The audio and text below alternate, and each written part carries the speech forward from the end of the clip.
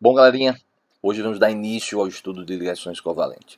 Essa aula será uma aula apenas de introdução, né? Então a gente precisa nessa aula entender como seria uma ligação iônica, em que ponto essa ligação iônica ela é formada e já dar algumas pinceladas com relação a desenhar algumas formas, certo? Mas o principal objetivo da aula de hoje é apresentar para vocês a ligação covalente. Nessa ligação covalente a gente vai ter, diferente da ligação iônica, e perceba que durante essa aula eu vou estar falando muito de ligação iônica, porque seria um comparativo e a melhor forma para que a gente possa entender não apenas a ligação covalente e até mesmo conseguir entender melhor a ligação iônica é fazer essa comparação ao longo de todo o estudo. A ligação iônica, então, lembra um pouco para mim, é a ligação onde eu tenho átomos envolvidos com uma grande diferença de eletronegatividade, ao ponto de um átomo acabar roubando, ficando com o elétron do outro átomo. Nesse caso, a ligação covalente ela será diferente. Diferente em qual ponto? Os átomos envolvidos vão estar apresentando uma pequena diferença de eletronegatividade, certo? E por existir uma pequena diferença de eletronegatividade, assim como na molécula do HCl, perceba que na molécula do HCl eu tenho essa pequena diferença de eletronegatividade, 0,9. Os valores 2,1 e 3 são valores das eletronegatividades. Aqueles valores que eu vou estar encontrando naquela tabela de eletronegatividade, valores que eu já mostrei que não são valores que vocês precisam decorar, mas assim, são valores que eu trago que vocês possam então estar acompanhando esse entendimento. Depois, como eu fiz com a ligação iônica, a gente vai conseguir entender como, né, lidar com essa situação quando esses valores não forem apresentados. Mas enfim, o que eu estou tentando mostrar é o conceito, e o conceito me diz que os átomos envolvidos precisam ter uma pequena diferença de eletronegatividade. O valor 1,7 ele é um valor de referência, e aí quando a diferença for menor do que esse valor, a gente então entende que os átomos não vão ficar um com o elétron do outro. Né? Um não vai perder elétron para o outro átomo não vai ganhar elétron de um. O que a gente vai ter vai ser um compartilhamento de elétrons, certo? Compartilhamento de elétrons na formação de pares eletrônicos. Então a nossa ligação será esse par eletrônico aqui, perfeito? Mais adiante a gente vai estar trabalhando um pouquinho mais com essas representações, mas vai existir uma aula, a nossa próxima aula, onde a gente vai parar para começar a escrever essas fórmulas que serão tão importantes no entendimento desses compostos. Mas enfim, olhando para essa fórmula aqui, eu já posso ter algumas interrogações, ou eu já posso fazer algumas comparações, algumas perguntas que serão muito importantes no nosso entendimento como um todo do assunto de ligações. Primeiro é o seguinte: por que dois elétrons formam uma ligação? Por que a ligação não seria formada apenas por um elétron? E por que dois elétrons? E visto que elétrons têm carga negativa, e por que esses dois elétrons que estão próximos e apresentam a mesma carga, por que eles não sofrem repulsão? Certo? Outra coisa, porque diferente da ligação iônica, a gente não tem a formação de um cristal? Por que os átomos de hidrogênio não estão envolvidos por vários átomos de cloro? E por que o átomo de cloro não está envolvido por vários átomos de hidrogênio? Então, acredito que essas perguntinhas aqui são perguntas muito relevantes que vão estar ajudando no entendimento como um todo do assunto. Bom, a primeira coisa é o seguinte: esses elétrons não sofrem repulsão. Esses elétrons eles conseguem ficar juntos, sim. Mas como assim? Os elétrons são negativos, não têm mesma carga? Sim, os elétrons são negativos e têm a mesma carga. Porém, o que a gente tem aqui é o seguinte: para que a gente possa entender um pouco mais, e aí eu não vou aprofundar, eu vou estar de uma forma superficial respondendo isso, por quê? Porque isso também não é cobrado de forma aprofundada agora no ensino médio. É o seguinte: a gente entende que esses dois elétrons não vão sofrer repulsão e entende que não é apenas um ou três elétrons. Por quê? Porque quando esses dois átomos se aproximam, a gente passa a ter a formação de uma área comum entre os dois átomos. Essa área comum, pessoal, é a região onde os elétrons vão se encontrar, e eu falei região para que eu pudesse fazer vocês lembrarem do conceito de orbital, que orbital para a gente é uma região. Então, na verdade, quando esses dois átomos se aproximam, há a formação de um orbital molecular. E, como já foi entendido antes, em um orbital a gente vai ter, no máximo, dois elétrons. Esses dois elétrons vão conseguir ficar em um orbital, com spins opostos, claro, e isso vai dar para a gente uma situação de grande estabilidade. Pronto, então acho que uma das perguntinhas, interrogações já foi respondida, que é o fato de que é o fato de por que dois elétrons. Então, dois elétrons, por quê? Dois elétrons é para a gente a condição máxima que a gente tem em uma região chamada de orbital. E dois elétrons, por quê? Porque dois elétrons é uma condição de estabilidade. A segunda interrogação, a segunda comparação que eu acabei fazendo foi a seguinte: por que não um cristal? E por que uma estrutura pequena como essa? Essa estrutura pequena é muito fácil entender o porquê. Perceba que na ligação iônica eu teria a formação de um íon todo positivo e um íon todo negativo. Isso permite que eu tenha a aproximação de outros íons ao seu redor. A ligação covalente não. A ligação covalente ela é formada em um único ponto, ela é pontual. Então é esse elétron do hidrogênio que se aproxima a esse elétron do cloro. Essa região passa a ser uma região em comum, como já disse. E aí é essa região, então, que mantém os dois átomos ligados apenas por essa região, certo? Então, diferente da ligação iônica, a gente vai ter aqui uma ligação aonde a gente vai ter pontos onde ela ocorre, certo? Isso leva a gente à formação de unidades menores, não cristais. E essas unidades menores são conhecidas como moléculas. Bom, então acredito que o que já foi dito é suficiente para que a gente consiga entender o que seria uma ligação covalente. É uma ligação onde vai haver compartilhamento de elétrons. Esse compartilhamento de elétrons é possível devido à baixa eletronegatividade que existe, certo? E esse compartilhamento de elétrons vai ocorrer aos pares, certo? Bom, na frente a gente trabalha um pouquinho a respeito de pares, quantos pares são possíveis. Bom, mas o que eu preciso dar também como resposta para vocês? Perceba que aqui eu mostrei as eletronegatividades, e se vocês lembrarem, na aula que eu falei de ligação iônica, eu disse para vocês que esses valores de eletronegatividades eles são valores que não são sempre fornecidos. Na verdade, quase nunca são fornecidos. A gente precisa olhar para o hidrogênio e para o cloro e decidir se será uma ligação iônica ou uma ligação covalente. E como é que eu vou fazer isso? Naquela tabela que eu já tinha apresentado para vocês na aula anterior, onde todas as eletronegatividades estavam lá à mostra para que a gente pudesse então fazer uma leitura geral desses valores, a gente percebeu que átomos que tenham grande eletronegatividade são átomos que estão mais à direita na tabela periódica, são átomos diametais, né? É o hidrogênio, apesar da posição dele estar à esquerda, mas a posição do hidrogênio a gente já discutiu, ela não mostra muito a respeito das suas propriedades, até mesmo porque o hidrogênio já esteve lá do ladinho, né, do elemento do gás nobre, do hélio, em versões anteriores, como também já esteve isolado da tabela como um todo. Mas enfim, a metal, hidrogênio e à direita também eu devo considerar a presença dos semimetais que está muito deslocado para a direita. Então elementos que estão naquela região são elementos de alta eletronegatividade. Então ligação que envolva esses elementos é uma ligação onde eu vou ter uma pequena diferença de eletronegatividade. Eu coloquei dessa forma, apesar de não ser a forma que eu costumo fazer, mas eu vou mostrar para vocês como é que a gente pode olhar isso de uma forma bem mais prática, que seria o seguinte: a metal, a metal com hidrogênio, hidrogênio com hidrogênio, a metal com semimetal, hidrogênio com semimetal, semimetal com semimetal.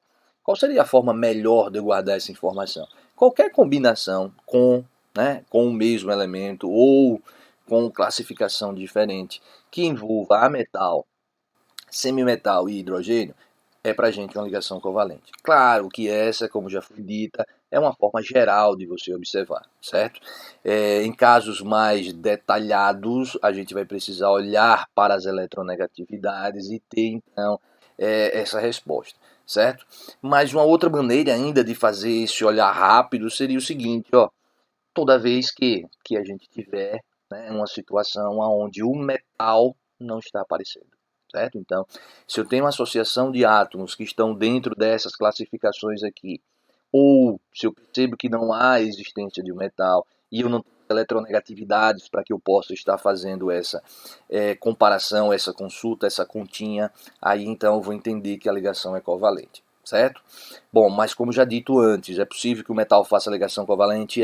Mas essa situação será uma situação onde a gente não vai ter apenas as fórmulas ou apenas os elementos, a gente vai ter dados para que a gente possa fazer uma análise um pouco mais detalhada. Bom, o que eu preciso aqui? Eu preciso o seguinte, o estudo de ligações químicas, né, nesse caso mais precisamente as ligações covalentes, é um estudo que me possibilita conhecer algumas propriedades dos compostos. Na verdade é isso, pessoal. A gente conhece um pouco a respeito do próprio NaCl, que é o sal de cozinha, porque é uma substância do nosso cotidiano. A gente sabe que ela é solúvel em água, a gente sabe que tem um alto ponto de fusão. Bom, mas assim, a gente sabe por quê? Porque é uma substância do nosso dia a dia, a gente faz uso. E aí a gente consegue entender que não é possível, né, conhecer a respeito de todas as substâncias do modo que a gente conhece o NaCl, do modo que a gente, na prática, né, interage com ele, porque vai ser impossível para a gente, no nosso cotidiano, interagir com todas as substâncias.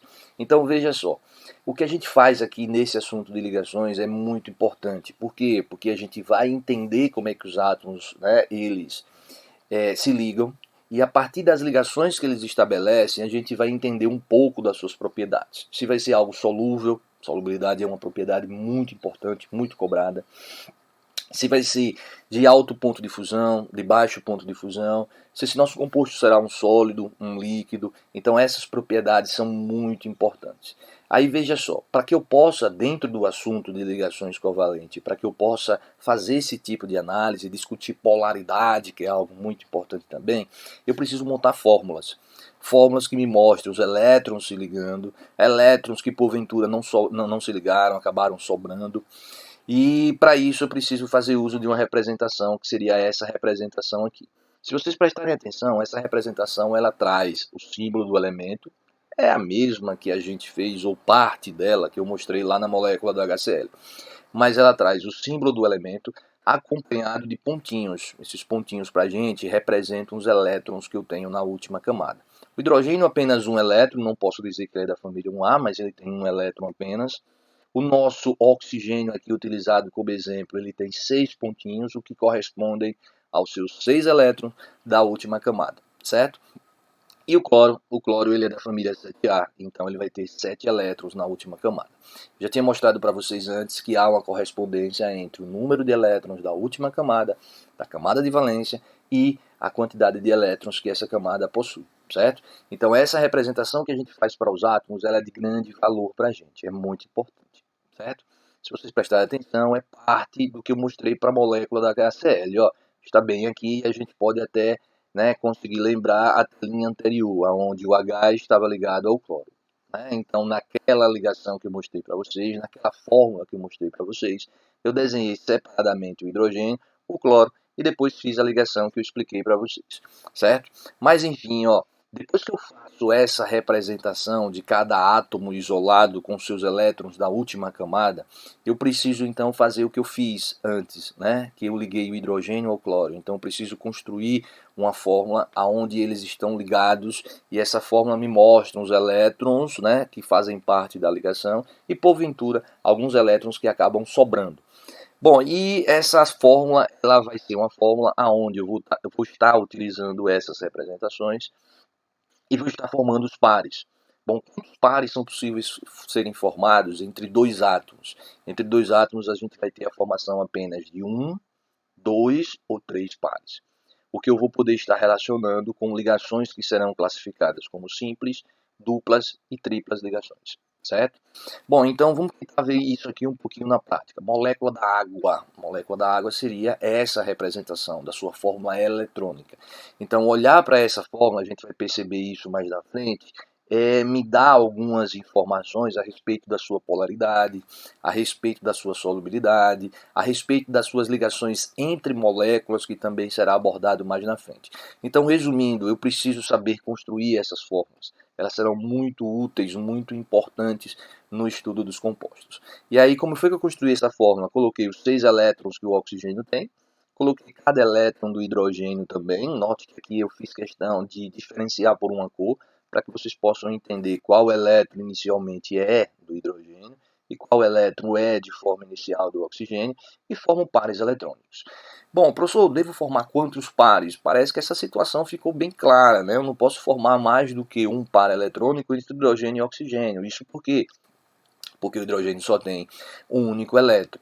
Mas eu devo formar pares, pessoal, para que eu possa inicialmente atender a nossa condição primária lá do início, que seria completar 8 elétrons na última camada. Perceba que o oxigênio tem 6 elétrons anteriormente e ao compartilhar dois pares eletrônicos, acaba ficando com 8 elétrons. Isso por quê? Porque o elétron azulzinho, o elétron de hidrogênio, inicialmente só do hidrogênio, agora será um elétron compartilhado, será um elétron do oxigênio e de hidrogênio ao mesmo tempo. Então os pares eletrônicos eles são contados para os dois átomos envolvidos na ligação. Então o oxigênio ele fica com 8 elétrons e o hidrogênio é um caso à parte, ele se estabiliza com 2 elétrons apenas, certo? Se a gente for olhar para essa outra molécula, a molécula do metano, substância importante na química também, a gente vai perceber a formação de 4 pares eletrônicos, 4 ligações simples. Essas 4 ligações simples permitem que o carbono adquira 8 elétrons e o hidrogênio, como eu acabei de comentar, ele vai se estabilizar com 2 elétrons, certo? Tudo bem, pessoal? Então, ó, para que a gente possa estar fechando já esse primeiro momento, esse não foi um momento para a gente falar de fórmulas, apesar de estar fazendo isso nesse momento, mas esse momento foi mais para entender o que é uma ligação covalente. Mas para que a gente possa encerrar, fechar e já ficar com alguma coisa, né, com alguma base para que a gente possa conseguir fazer a próxima aula, que vai ser a aula onde a gente vai trabalhar direto com as fórmulas, a gente pode olhar para o que a gente acabou de escrever e tentar já fazer alguma relação com a posição que o elemento está na tabela.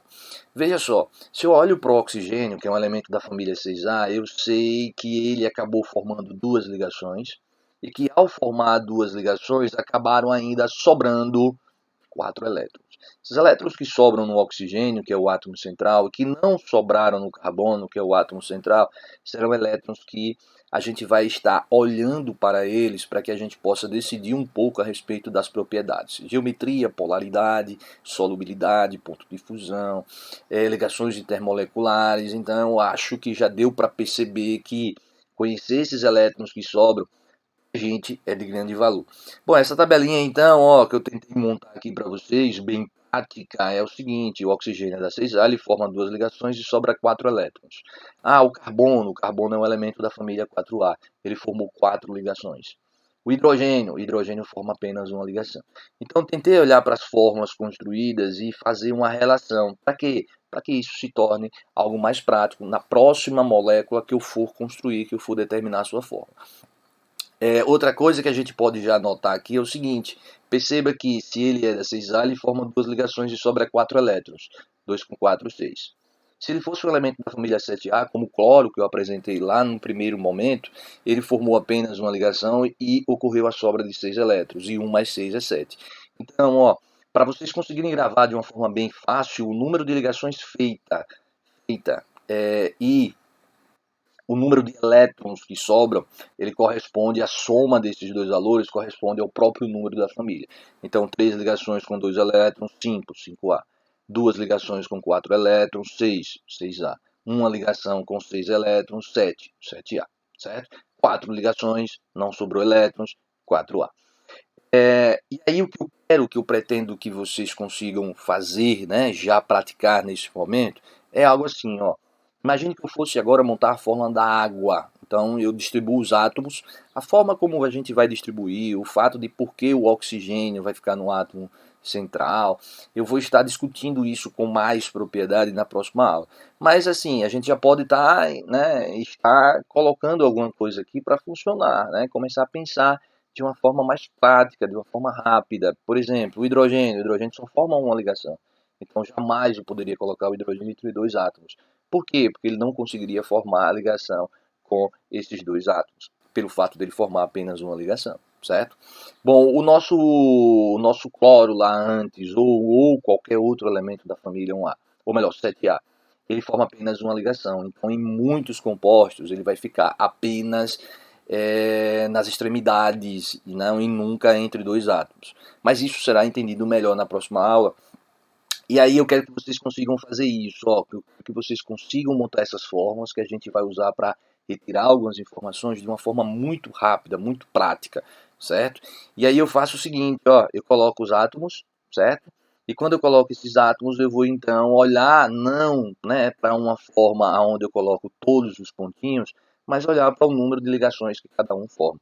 E aí eu percebo que o hidrogênio forma uma ligação, eu coloquei uma ligação dele aqui. Perceba que nessa situação eu deixei de colocar o par eletrônico, eu coloco apenas um traço. Esse traço ele deve ser entendido como sendo dois elétrons, como sendo a ligação simples. E aí o outro hidrogênio também forma uma ligação. E aí eu coloco um outro traço. Então a gente não vai mais chamar de traço, para a gente será uma ligação covalente simples, certo? E quando eu olho para o hidrogênio e completo as ligações que o hidrogênio faz, que é apenas uma, eu então consigo entender que eu consegui satisfazer também a condição do oxigênio, que são duas ligações, certo? Bom, então minha molécula é essa aqui. E aí eu estou diante de uma fórmula diferente dessa outra que eu mostrei aqui, mais uma fórmula que esta primeira seria a fórmula eletrônica e essa agora passa a ser a fórmula estrutural plana. Professor, mas tem um detalhe, então eu mostrei para vocês duas fórmulas, a fórmula eletrônica e a fórmula estrutural. Tem um detalhe, professor, tudo bem que você construiu essa fórmula estrutural de uma forma rápida, prática, gostei, beleza.